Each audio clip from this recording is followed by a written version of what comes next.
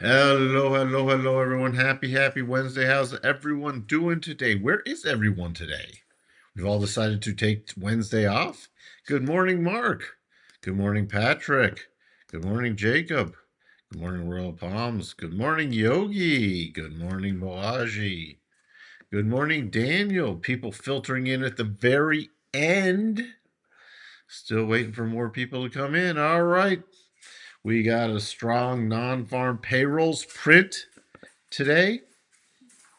So markets doesn't know how to react. I mean, it's rallying a bit, but it doesn't know if it because is that going to delay cuts or is if Warsh is put in, is he still going to cut it?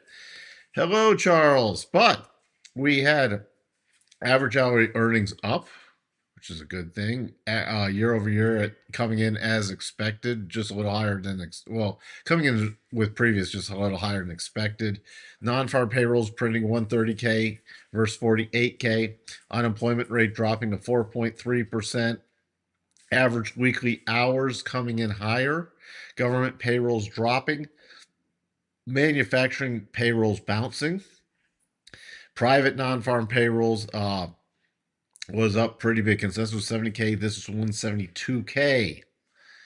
All right. Good morning, Jake. It's no work Wednesday. Huh.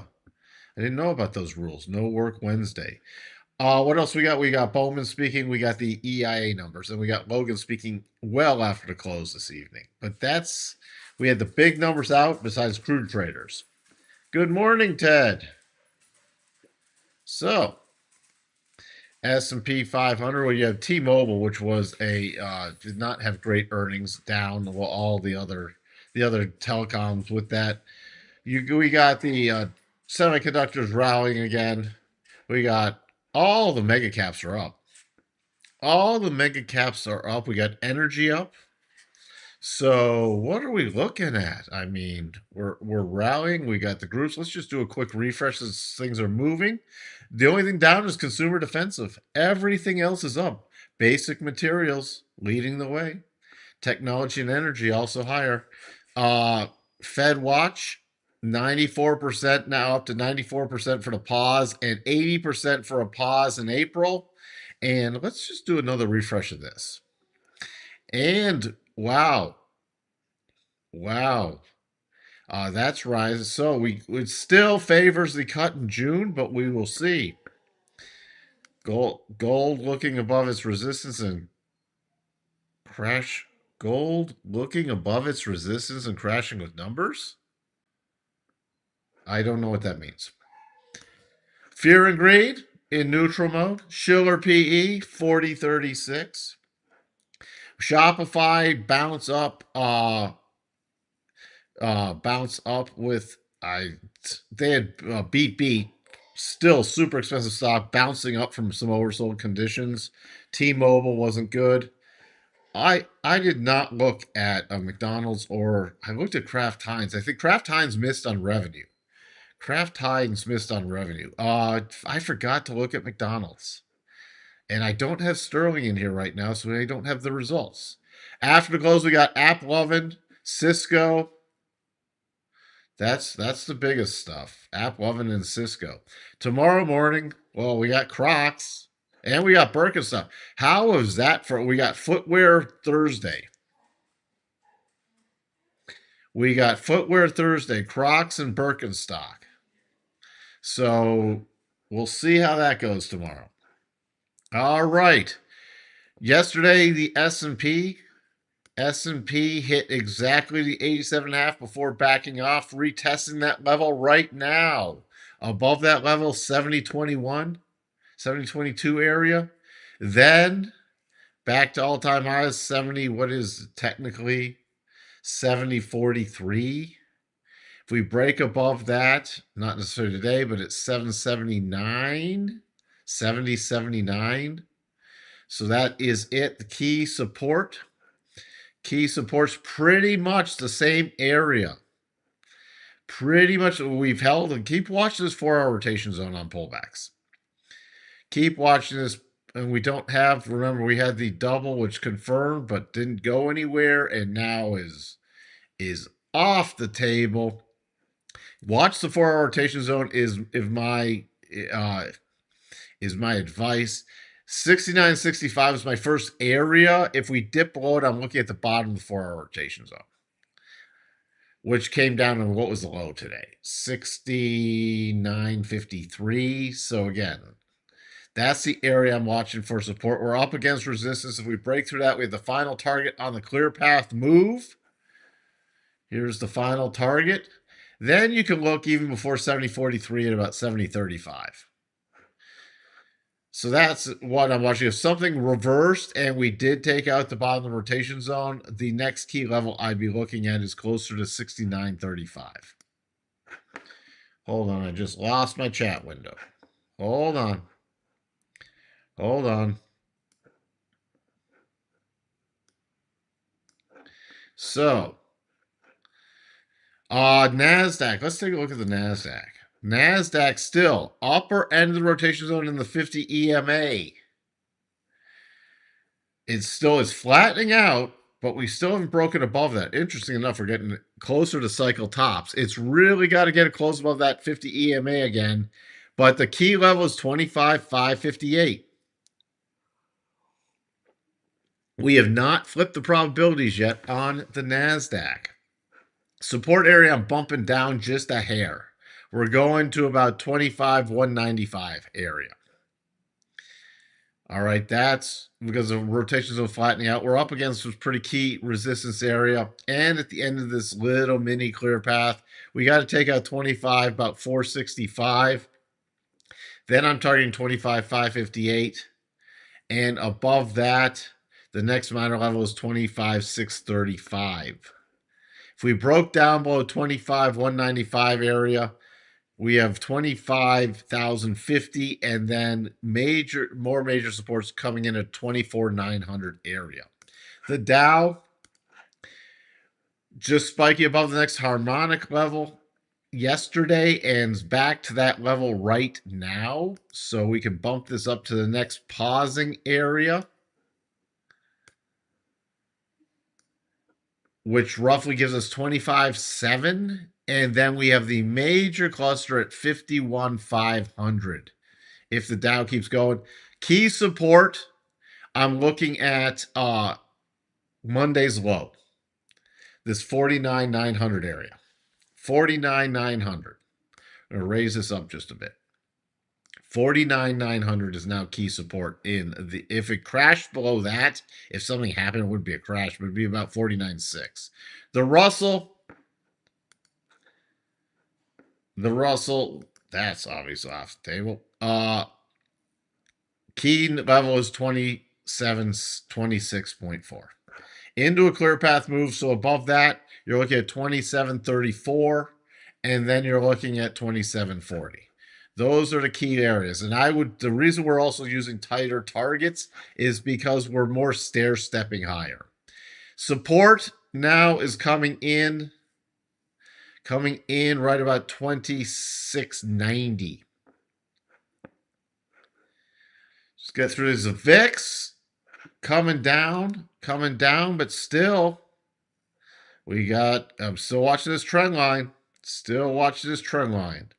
So it's still rising on the overall basis. It's not dipping as much. DAX can't get above the 62.5 on a closing basis yet. 25,130. So we've not tipped. Now, this is interesting, though. We got the first cross rotation zone. We've already tested it. So if we break, there's not much. There's only a few trading hours left in the DAX. But if it does break, especially when it reopens above this 25,130 area, then it could make a pretty quick trip. There is a gap left behind, but first I'd be targeting this 25.3, then the gap left behind at 25.398, so 25.4. The yields popping on that jobs report after hitting the first double target. The double's not invalidated. It just hit the first target. The invalidation point is a close above 4.243. Hey, holy, you are late. My friend, you are late. Crude continuing to climb up to climb up nearly to 87.5 again, 65.81. Above there, 66.50. Well, it's really about 66.63. I'm going to get 66.50 at least to raise any stops. And if it breaks out above that, we got the 68.57 area. Again, nothing unless we close. The warning sign will be if we close back below the rotation zone, but really to put it to rest on any rally would be below the 50, which would also, this is marginal on the double. I'm just leaving it on here for anchor reminder because that would also pretty much be below the 50. And then I'd stop looking for bullish setups. Well, yes, you should be excused. Holy. What's your excuse? What's your excuse for being so late? Nothing to talk about with Natty Gas. Still, technically, there is a potential double bottom. Gold. So who sits at gold? Looking above. Oh, was it gold a shake and bake? If it was gonna be a shake and bake, it's already back to the middle, but it have to take to confirm. It would have to take out the. I mean, it reversed quickly, but it would have to take out the bottom of this channel. So it'd have to take out about 5,010 if you want it to be a confirmed shake and bake. Right now, dipping a little with first non-farm payroll stuff, but still getting bought up. Would I be shorting on that shake and bake? No, I wouldn't either. If it did go to the other side, would not be shorting. Gold still not above the 51.75 yet. With cycles getting back to the top and closer to overbought. Silver finally moving a little. Still no close above the rotation zone and not even the 50% harmonic yet. But metals are definitely a little stronger. Copper testing the key resistance area.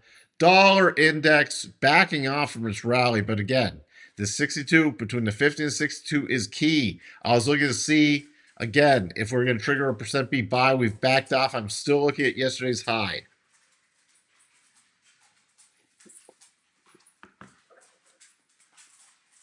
The euro, if it starts breaking above this 119.20 area, we could see a real quick trip to 119.64, but nothing yet. Already backing out from that level. It's the only thing I'm watching. That would require a dollar break. Well, euro stronger, dollar breakdown. The yen still strengthening back against the dollar. Let's see, the good old Bitcoin. Not much else to talk about. Not really anything to talk about. Spiders, what do we have here? If we have the gap up today, the pretty big gap, if we pull back, pay attention to yesterday's open right around 695. 695 is your first key support. If we really broke down, then we'd be looking at the gap fill at 692.12. Other than that, 696.90 to 697. Then we have the highs at 697.84. If you break up from there, 760. Would not ignore 700, but the key price for me is still 760. The Qs, keep an eye again on yesterday's open 615.30. We're looking at 616.32 area around the open. If we did reverse bigger than that, 611.47 would be to the gap fill. The Qs, just like the futures, right against the top of the rotation zone and the 50 AMA. If 617, if yesterday's high is taken out, 620.91 is the next key target. IWM, if it rolls over, watch for yesterday's open 267.23 area. If we take out yesterday's high, it's still 269.53 as the first target. If you have the bigger rollover, 266.16 is for the gap fill. Good morning, Heinrich. You forgot? What was that from with Steve Martin? We'll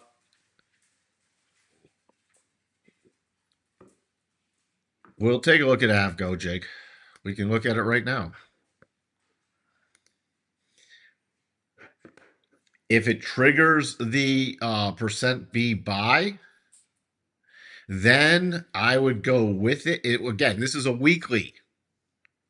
We're only at Wednesday. If it does trigger, I'd be looking at a stop raise at 2, and this could be only a short-term trade. I'd be looking at stop because we have two conflicting signals. Now, it did come off the 50 EMA. This was a sloppy head and shoulders, but it would definitely be a stop raise at 354.96 if that's not hit already. And we don't know if this is going to confirm, but then the major target, still, I'd be looking at another stop rise at 396.87. And then the major thing has to invalidate this head and shoulders, it's got to get above this 380 area on a closing basis.